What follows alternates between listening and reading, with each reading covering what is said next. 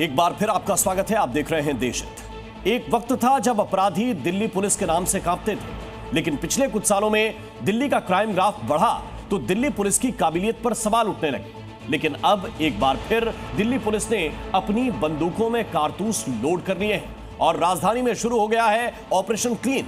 दावा यह भी है कि अब दिल्ली पुलिस योगी फोर्स की तर्ज पर क्राइम के खिलाफ जीरो टॉलरेंस वाली नीति अपना चुकी है। दिल्ली में दहशत फैलाने वाले अपराधियों की उल्टी गिनती शुरू हो चुकी है, क्योंकि दिल्ली पुलिस अब योगी फोर्स की तरह अपराध के खिलाफ जीरो टॉलरेंस वाली नीति पर काम कर रही है। दिल्ली पुलिस का मैसेज लाउड एंड क्लियर है कि अपराधी दिल्ली का हो या दिल्ली के बाहर का, अगर राजधानी में अपराध करेगा तो उसका हिसाब होना तय है। दिल्ली पुलिस ने सूरज उगने से पहले ही एक नहीं, दो नहीं, बल्कि 4 कुख्यात अपराधियों का एनकाउंटर करके बता दिया है कि राजधानी में अपराधियों की खैर नहीं। दिल्ली पुलिस ने जहां महरौली से मोस्ट वांटेड क्रिमिनल कोकू पहाड़िया को अरेस्ट किया, वहीं नांगलोई इलाके में बिहार के 3 बदमाशों का हाफ एनकाउंटर किया गया। दिल्ली पुलिस एनकाउंटर के बाद राजधानी के बड़े हथियार सप्लायर को गिरफ्तार करने में कामयाब रही है। दरअसल कुख्यात हथियार तस्कर कनिष्क उर्फ कोकू पहाड़िया नांगलोई में हथियार सप्लाई करने के लिए निकला था।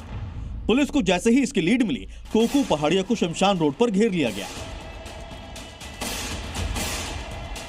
भागते भागते जब पुलिस तैयार दिखती है तो पुलिस से फायरिंग करता है।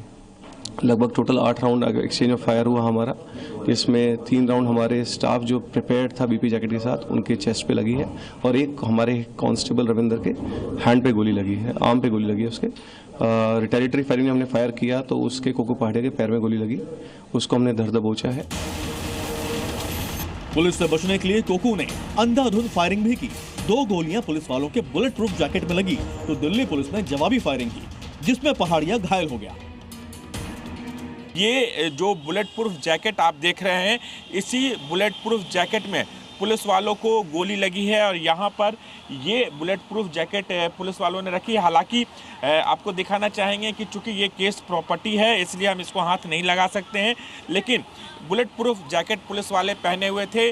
जब पुलिस ने काकू पहाड़िया को रोकने की कोशिश की, उसी दौरान काकू पहाड़िया ने भी पुलिस पर फायरिंग की।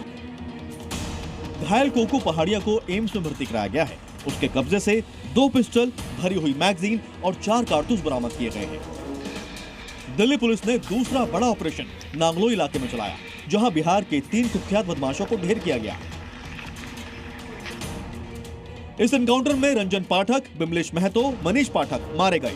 इनके साथ एक और अपराधी अमन ठाकुर भी ढेर हुआ है, जो दिल्ली का ही रहने वाला था। मारे गए अपराधियों के आपराधिक इतिहास पर अगर नजर डालें तो रंजन पाठक पर 8 आपराधिक मुकदमे दर्ज थे। बिमलेश और अमन पर हत्या और लूट के 4 मामले दर्ज थे। वहीं एनकाउंटर में ढेर हुए मनीष पर हत्या के 2 मामले दर्ज थे।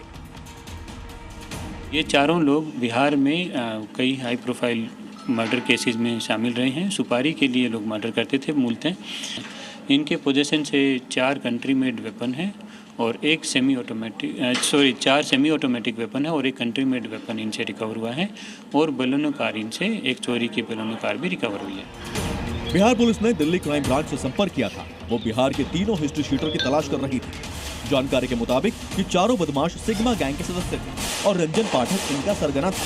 इनका नेटवर्क बिहार से लेकर नेपाल तक फैला हुआ था। कई साल बाद दिल्ली पुलिस का एनकाउंटर वाला अवतार सामने आया है। दिल्ली का क्राइम ग्राफ बढ़ा तो दिल्ली पुलिस ने अपने बंदूकों में बारूद लोड कर लिया, योगी फोर्स से सीख ली और अपराधियों को उनके अंजाम तक पहुंचाना शुरू कर दिया है। राजू राज और प्रमोद शर्मा के साथ ब्यूरो रिपोर्ट, जी मीडिया।